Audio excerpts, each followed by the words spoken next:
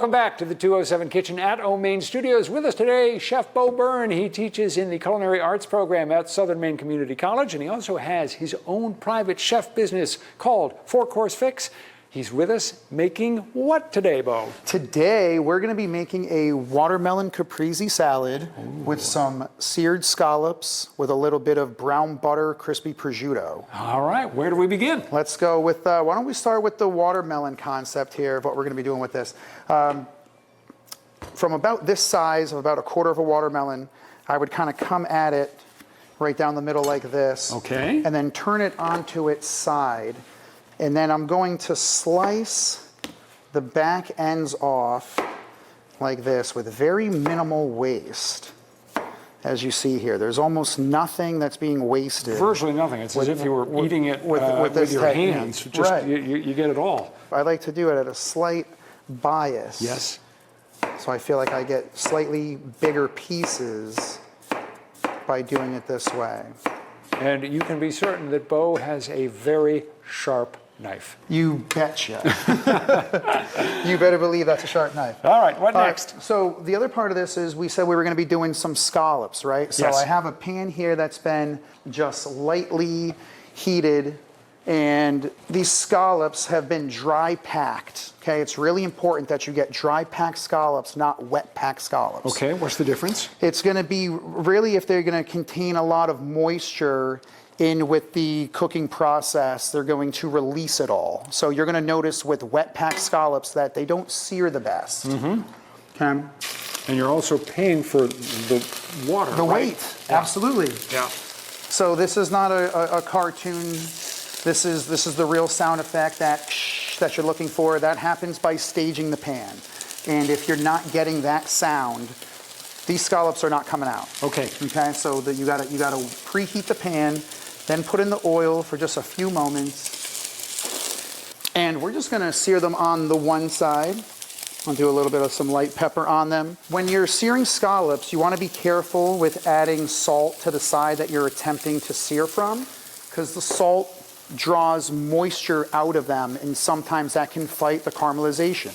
Okay. Okay, so some people like to do a reverse sear after it's seared, then salt it. Okay, that's really good to know. So this one we're doing today is with watermelon and the mozzarella, and I just want to say that those flavors by themselves are phenomenal. Yes. You don't need to take this the rest of the way with the scallops, the brown butter, and the prosciutto. If you want to just keep this as a watermelon caprese, you will be very, very happy. With the scallops, something I want to say too, when it comes time to sear them, right, you'll notice that they get this brown around the edge. Right. And when the time comes to flip them, if we were going to flip them over, you should, with almost no effort at all, you could do this with your finger. You could just flick them over. These are not sticking at all. You want to treat them really gingerly. That's just it, right? For these, I would take them out of the pan and I would lay them down seared side down. I find that I have an easier time slicing them. Oh, okay.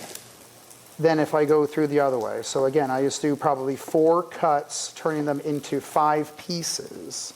Got it. Got it. And we do it just like this. But I will say the watermelon and the scallops play really, really, really well together.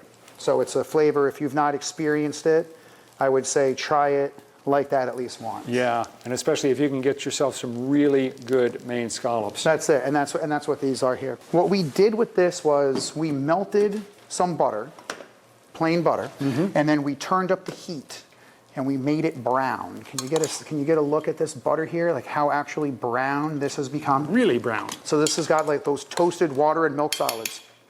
And so what I like to do with this now is put a little drizzle of this over the scallops themselves.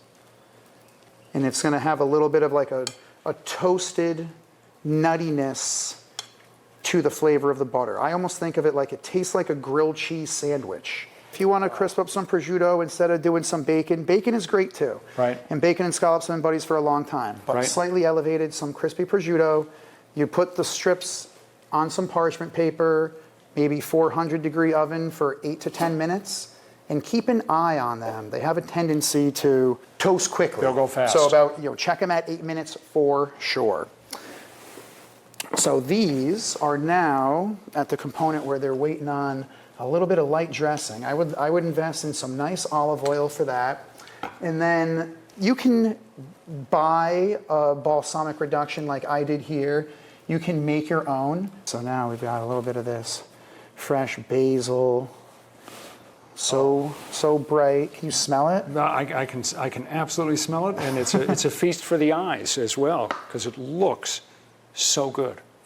Everything on that plate, I just want to devour. The recipe is on our website now. Head to newcentermaine.com, the 207 section. That's where you're going to find the recipe for this marvelous dish, and you're going to find more information on 4-course fix, Bo's private chef business. Thank you so much. Thanks for having me. What a pleasure. Stick around. We're going to be back with more of 207 right after this break.